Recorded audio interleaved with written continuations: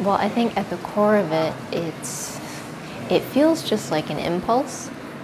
The fact that I get to do it full time and to like make my living doing it, it's incredible.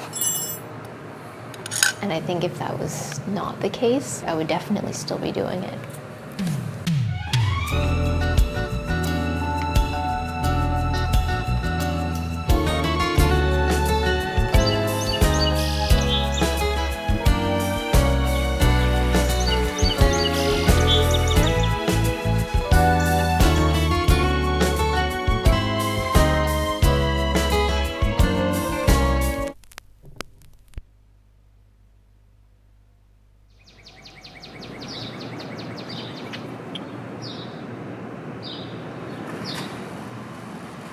I'm Stephanie Scott. I'm an artist, I guess you could say artist and designer. I mostly do murals, typically working with large scale formats though. At the time that I started getting into murals, I was moving more towards like costume design, character design, something more in the realm of like film or theater was what I was kind of thinking I wanted to head towards. But I got an opportunity to paint a mural for a local startup, and it was a very organic evolution. Jeff, your movie star now. The painting process is different with every job because it depends on the space.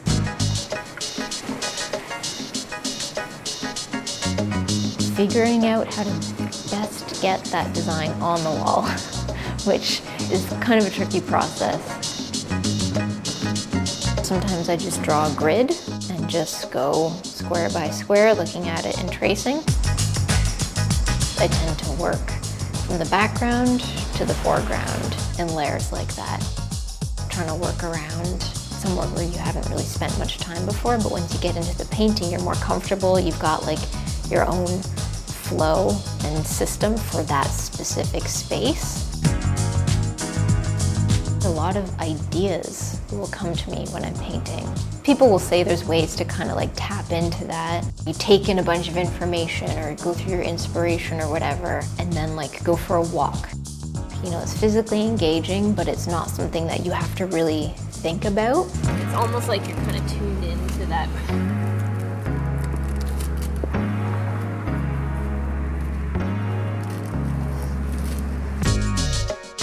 When I worked jobs where I was on my feet all day, I would find that ideas were just coming to me constantly.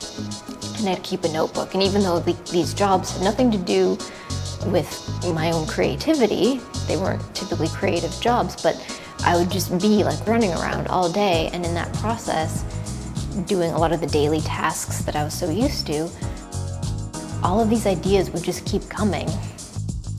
Ideas for projects or whatever it might be, and so I would just like always be writing these down during the day.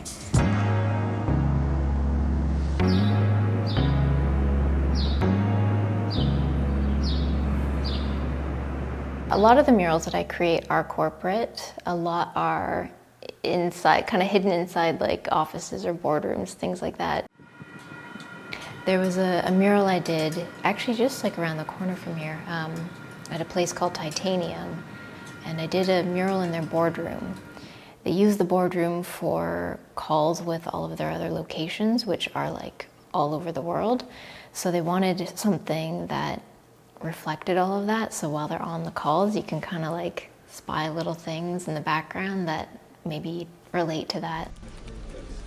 One of their offices is in California. So we could have gone with the really obvious things like Hollywood sign or whatever, which I actually did have in the rough, but instead choosing the California poppy and just other little things that relate to all these different places that are not cliche. Mixing in some natural elements. I had a trillium in there too for Ontario. I was really happy with how it turned out because it was a big mix of all of these different things, all kind of layered on top of one another, which could have gone horribly wrong. And I don't think it did, so I was happy with that.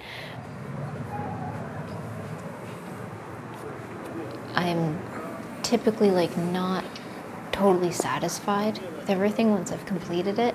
But I always, once I'm done something, I'm like, okay, this is how I could do it so much better. I want to really explore different ways of creating things. I don't want to work in a specific style, but I do want to really build on that and have everything, regardless of like the level of complexity or, whatever the final product is, I still want it to seem very much like something I created.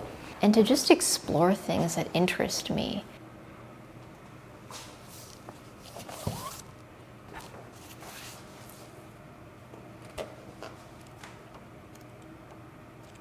As you can probably see, I have a lot of books in behind me, which serve as great inspiration and reference for starting projects or, throughout projects for inspiration or imagery or whatever it might be. I like this one.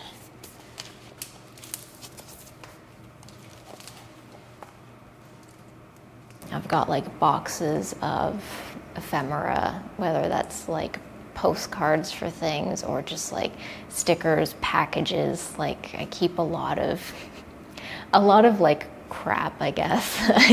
I like fold up neatly and tuck away because these are all really good resources. So I have a lot of inspiration and a lot of ideas.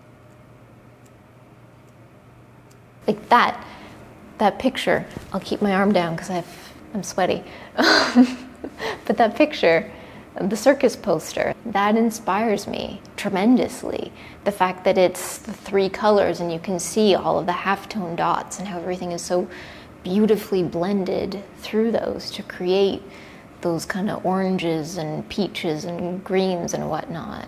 I used to go to thrift stores a lot, and that would be so inspiring. And not even for like things that were obviously creative, but I would just, there was just so much visual stimulation and just going through even just like racks of clothing,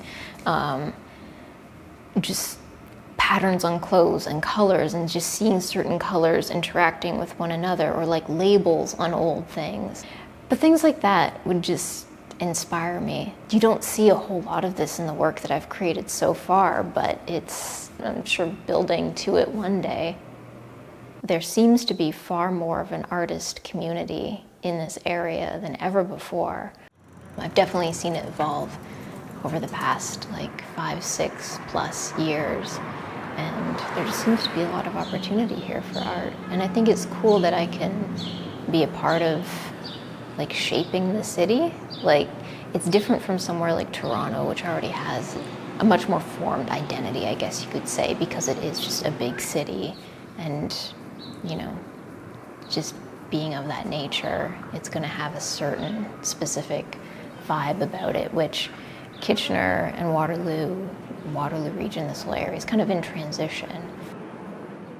I was terrified when I first started because I was like, how do I design something that's going to like work on that scale and in a space? Like there's so many other factors that are playing into that, and how are people going to experience this, and what scale do things need to be to actually, to take it from a little drawing on a paper to like a wall. It can be really overwhelming.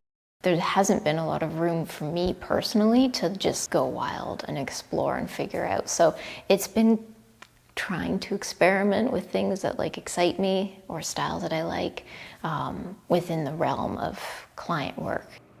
I am still trying to figure out the best way to balance things. I tend to get very focused, like almost tunnel vision on what I'm doing, and sometimes you don't realize there's a world going on outside of that. Sometimes I don't even consider that you could like save up and maybe go on a vacation. Like that's the thing you could do. I kind of forget about that because it can really take a lot of my attention. It's good that I'm so focused on this type of thing because that means I'm into it. I'm excited about what I'm doing. I love what I'm doing. But it is also important to have variety in your life and to get out of the house and maybe you know, maintain some social skills and not just be a total hermit. I typically have anywhere from 6 to 15 or more projects on the go, depending on how you want to count them. There's so many potential projects. There's so many things that are just kind of like in limbo right now. And it's like spinning plates. And certain things feel like a totally different part of the brain. Some days, especially like when I'm working on something visual, to communicate verbally can sometimes feel like quite a hurdle, or maybe not even verbally, but through like writing. Or if something really demands that attention, it will feel like there's this part of me in the back of my brain that has to like wake up and then like run all the way to the front of it to actually like communicate like a human being.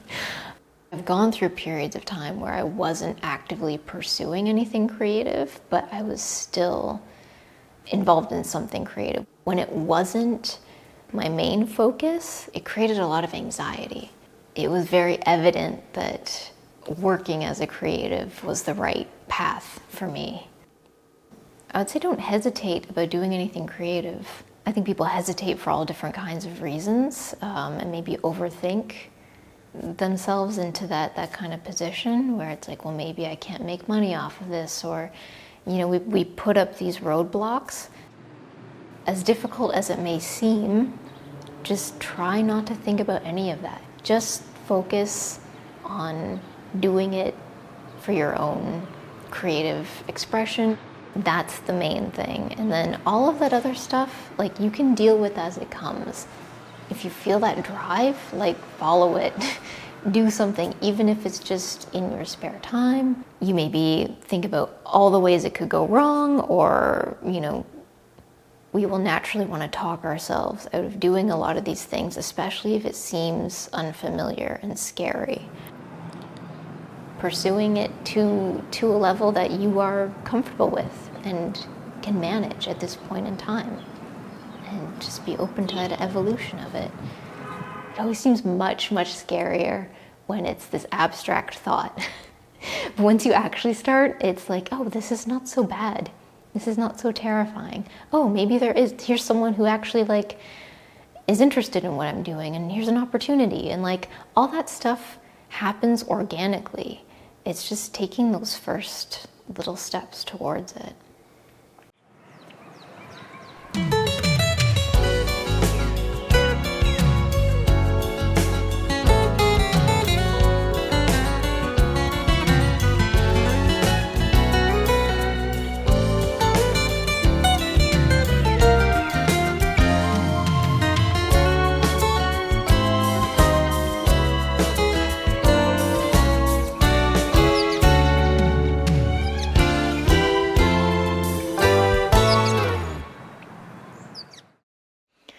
It's funny, I went to the art store and I was like, I need to buy a whole bunch of rulers. I've worn all of mine out. And she was like, I've never really heard of someone like wearing out a ruler.